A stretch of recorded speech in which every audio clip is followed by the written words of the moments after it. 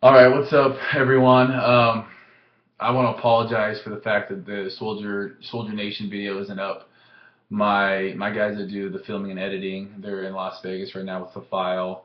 They've been trying to upload it from where they're at, and they can't seem to get past about 70% before it shuts down and either erases it all or just doesn't go any further. So, um, I apologize. I feel like it's weak on my part. I've been at the Arnold. I got back. I've been all sick, um, but it will be uploaded.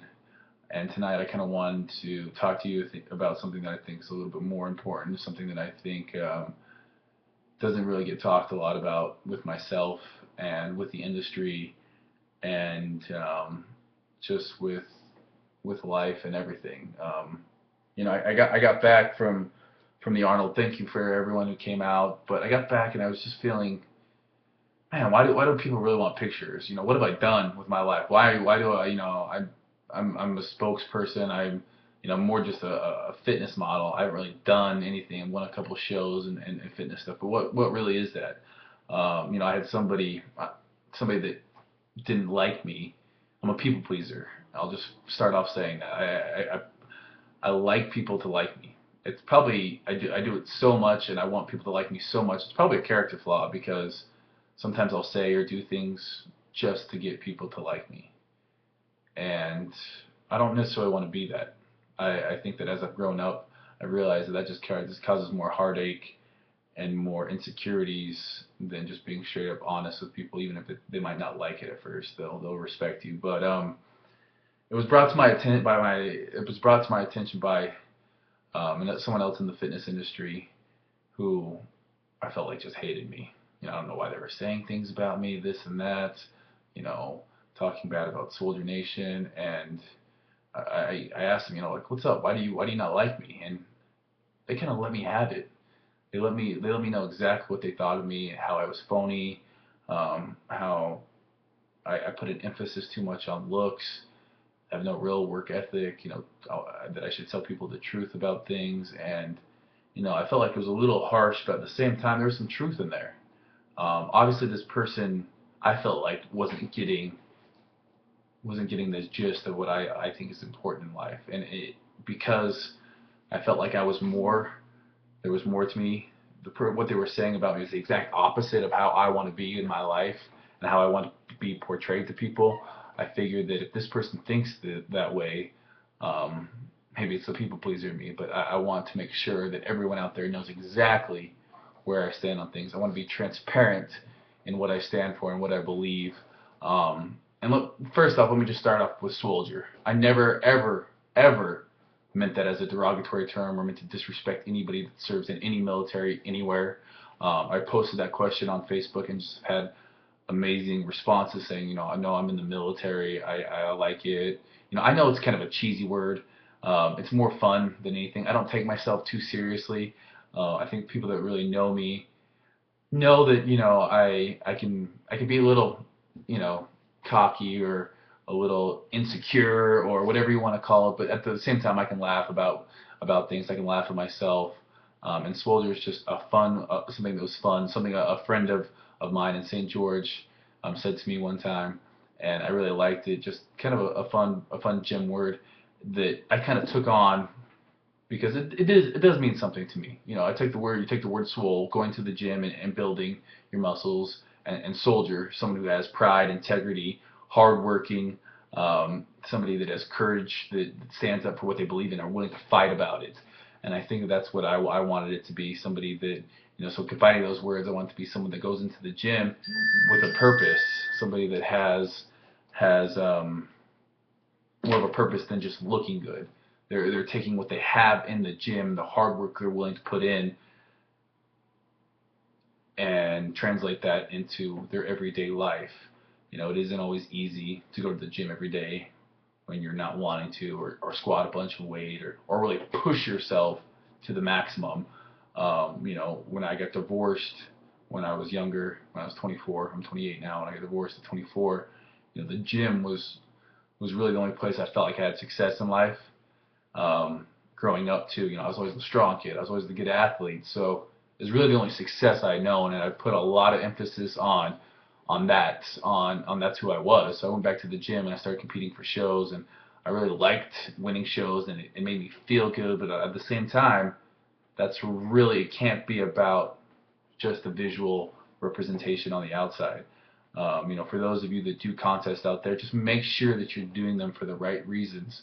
Don't do them for fame or glory, or ask yourself, why do I want this pro card? What am I willing to sacrifice? I see so many people out there that, and me included, I can't say so many people. I've been somebody that I go into a dark place and I care only about myself when I compete. And at first it was fun, but it became something that was like a drug. I needed people to tell me I looked good. I needed to be that 3.5%, or else I didn't feel good about myself. And I still struggle with it. If I'm not, super shredded, if I'm not, constantly in shape, I feel bad about myself. And because I value my appearance too much, it's hard to stay balanced and stay fit and stay healthy. That's what I really want it to be about. That's what I want Swolger to be about. I don't want it to be about physicalness. I want it to, or the physical nature of the gym only. I want it to be about mental and spirituality, and I want it to be about meaning something more than just I throw the word aesthetic around it. I know I use it like an idiot. I know it's been brought to my attention that you can't be aesthetic. That's a Greek philosophy, and I appreciate the person who, like they said, they tore me a new one, and I deserved it in a lot of ways, because obviously I'm not letting people know what I really want to stand for.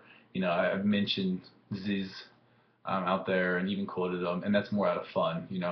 It's because I think he brought a lot of people to the gym. Do I think he was a good person? I really can't say. I don't think he was happy with himself. I think he got shredded. He used I think drugs, obviously, and I don't think he was happy in those final days. But he inspired people to get to the gym. But you have to ask yourself out there, and I have to ask myself, why are you going to the gym? Why do you want to look good? Why do you want to do these things? Is it to better yourself? Is it to better yourself from the inside out? It can't be all about just your looks. It can't be the only reason you want to go to the gym is to score girls and to be this cocky dude that wants to be better than everyone else. And I think competing sometimes breeds that. But it doesn't have to. Contests can be for you and your personal goal. Just keep it healthy. I've lost sight of that. I many times have excluded myself from my friends and everything, and those are the loneliest times of my life.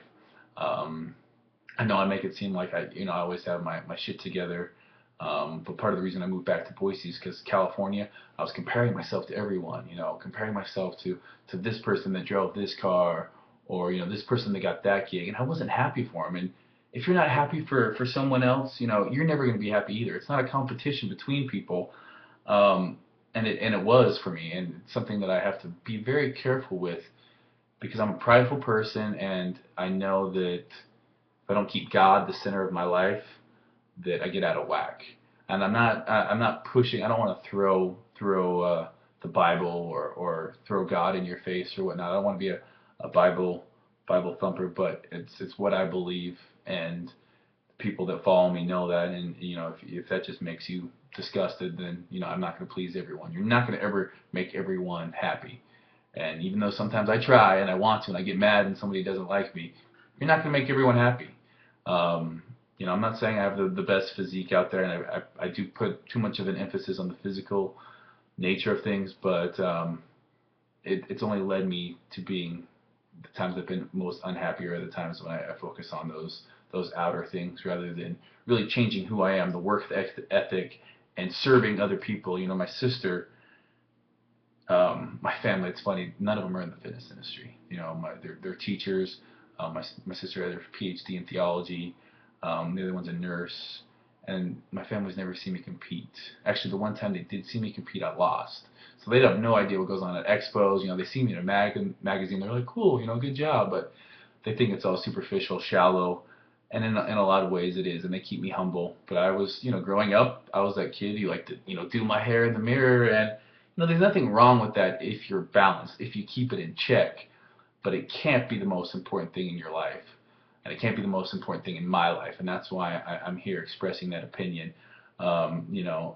I have a great time at these expos, but when I first started going to them, it was all about the smoke and mirrors. It was all about trying to look cool and act like I had it all together, and trying to be the best. And it can't be about that. And it's not about that anymore. I don't even like the expos because there's that just so much of keeping up with the Joneses. The reason I loved going to the Arnold was to meet so many people that love fitness, that love health, kids that drove so far to get pictures with their favorite fitness idols and things like that. And to be honest, I felt uncomfortable taking pictures and signing stuff because I haven't done anything. Looking good is not doing anything with your life. That's something God has given you. Yes, as a kid, my dad made me do push-ups. My dad made me do bench press. If anyone should be taking credit, it should be my dad and the people that have helped me out along the way. It's never something, it's something that I have good genetics and I have good people to help me out along the way, and that's got me some exposure with where I am. But I want you to know that the most empty times are when I focus on myself. When I go to these expos and I have a good time and I'm working to give back to people, that's when it is the most gratifying. And I get caught up in all the bullshit just like everyone else. But you know, I don't go to the gym to get girls. I'm in a happy relationship right now. The first one really since my marriage that I could see myself being with this person with forever. And I hate the fact that there's that side of me out there that people think that it's cool to be Steve Cook because you get your picture taken with pretty girls, and that it's not about having a bunch of girls. Like, it's about finding that one person that's willing to go to bat with you and to fight with you. And just more than anything, I think a marriage is about never giving up and never giving in. There's going to be times that are going to be hard, but that's kind of besides the point. But it brings me up to my next point. Whoever out there is people will always try to bring you down. There's some fake people on Instagram, don't show their pictures, don't show their names, attacking her, telling her all sorts of stuff about me. There's somebody posing as me on Facebook, messaging other girls, trying to talk with them. Even I was at the expo and there was this kid saying that me and him had been texting back and forth and Skyping, just the texting, Skyping. I was like, no, that's not me. So there's someone out there that really wants to see me miserable. But Jamie Eason told me, you live life like no one will believe the bad things people say about you, and eventually nobody will say those bad things. So you're always gonna have people that dislike you, but when they start talking to people who I love and who I want to, spend the rest of my life with, then I get a little bit upset. But I'm here telling you, it, I don't always walk the walk. Sometimes I talk the talk, but I want to be flat out honest. The fitness industry, you're not going to be rich or famous. There's so many more people out there that are more worthy of the attention and everything like that. I'm grateful for Optimum Nutrition and everything that they do. I believe in their products. I believe in bodybuilding.com and Ryan DeLuca, and I believe what they stand for, and that's why I can feel good about what I do. Does it pay a ton of money? No. I worked as a waiter when I was in California just to pay the bills. And I know I need to focus more on a career and making this not just, I can live in Idaho doing this, but, it's not what I want to do. I have to have something more. I want to go back and get my master's in nutrition and be something that's really more respectable than just being a pretty face, because looks will fade. They always do. There's always going to be someone prettier, stronger, better looking, more cut, more shredded. It can't be always about the physicalness or your physical appearance. Even Arnold, seeing him, I was kind of, everyone looks up to Arnold. Man, as a kid, I watched Pumping Iron. That's why I want to be, men's physique Mr. Olympia, because it's something that Arnold was. He had everything. He was in the movies, but then, I read everything that Arnold puts out there, and my dad always asks me, "Why are you reading that crap?" Arnold, do you think he's really happy? He cheated on his wife, and and I'm not saying Arnold's not happy. I'm not saying everyone makes mistakes, but the role models in our lives we really have to look at and be and help hold them accountable. And I want you guys to hold me accountable too. If I'm not walking the walk, let me know. Um, my work ethic needs to get better. Anyone can go into the gym. The person that let me have it rightly so. Let me know. That's the easy part. Do something greater. Change the way this nation and this generation thinks about hard work and about handouts. And it's something my grandparents, my parents talk about all the time. You know, earn earn what you get. Don't just expect things. And for a long time, I have kind of had a sense of entitlement, but that stops. That has to stop. It's time to kind of put up or shut up. And it was a wake up call that this person gave me, and I appreciate that. I procrastinate. Um, I'm definitely self-serving in a lot of ways, but never question the fact that I want to give back. I have my flaws, and I definitely have my insecurities big time, more so than I think anyone will ever know. But I I also love myself for the fact that you have to love who you are, not in a cocky way or not in a way that was look at me, but you have to believe that you're a good person, that you mean well, or else you're going to be unhappy. You have to be who you are. You have to be happy with who you are, and believe that And here I'm going to get biblical, but Jesus Christ died for your sins for a reason. Nobody's perfect. Chasing wealth, whatever it is not going to lead you to true happiness, and I firmly believe that. And I really want to let everyone out there know that I wouldn't be this little platform that I have to do what I do and to talk to you guys. I wouldn't be here if it wasn't for Lane Norton, who helped me out with my diet, Charles Glass, who helped me train. I mean, Jamie Easton, who I go to everything with, like any kind of questions in the fitness industry, and somebody who's been there all along, and Michael, her husband, just great people that I look to and I really appreciate. And then so many people out there that have just had crazy transformation stories. And then just people like even my workout partner, who's a chiropractor. He doesn't compete or anything like that, but just sometimes I don't feel like I give those people enough credit. Even upcoming fitness models like Rob Riches and Whitney Reed and Greg Plitt or any of them, just those guys for helping motivate me. Sometimes I don't give enough credit back to where credit is due. But anyhow, this is just kind of me thinking about all this stuff and hearing what I was said about me, and really hating the fact that somebody could think that about me. And after I sat there, I sat down after talking with some other people. I realized that I'm not being transparent enough with what I believe. I don't look up to Ziz and that lifestyle of being shallow and I'm more of a family guy. I don't like going out. I don't party. I drink very rarely, but it's not important to me. It won't bring you real true happiness in life. Have something with a little bit more substance. Have a career that you can give back to somebody with. And I guess that's my goal this year. Not necessarily, I definitely want to win the Olympia, because it's always been a goal of mine, but do it with balance and with health, and never lose sight of that again. So thank you for that person that brought that to my attention.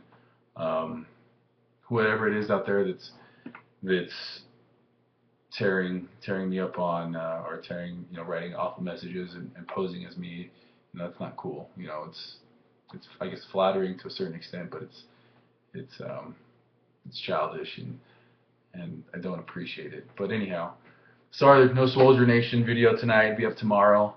I really do appreciate everyone, and I'm so grateful and feel baffled to why I've been given so much in this platform, but I definitely need to be better and more careful with what I say, and I will be from here on out. I want to be and if that means people not liking me for what I'm saying, so be it. But got to be bold and stand up for what you really believe. And yeah, I appreciate everything. Appreciate all you people backing me up and supporting me. And we'll see you guys.